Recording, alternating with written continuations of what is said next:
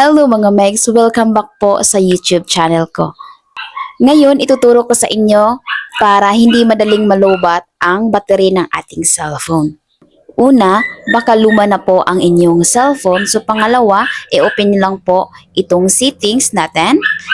Sa mga hindi pa nakasubscribe, click the subscribe button and click the notification down bell below para palagi po kayong updated. Sundan nyo lang po itong tutorial video ko and then let's start! So, yung unang gagawin pa natin dito is itapon natin itong settings. Scroll down. Tap Google. At dito, itapon natin itong all services. At makikita natin dito yung connected devices and sharing. So, tap devices, ito. And then, ito pong scan for nearby devices. Dapat po i-turn off po natin ito kasi isa po itong madaling magpa-lobat sa ating cellphone. Back po. Next po ang ating gagawin. Scroll down lang po. Itapon natin itong usage and diagnostic. Then, napansin po natin dito na itong usage and diagnostic is naka-turn on. So, dapat po naka-turn off. Tinutulungan po tayo para hindi madaling malobat ang ating cellphone. Po tayo.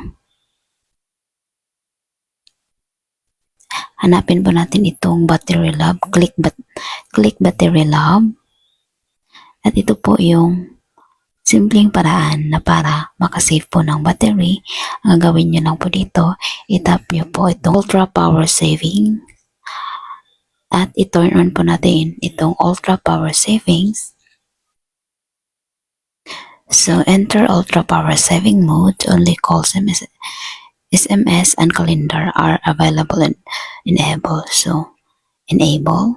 After nyo po i-turn on, back po. Dito sa search settings, i-search po natin itong Wi-Fi scanning.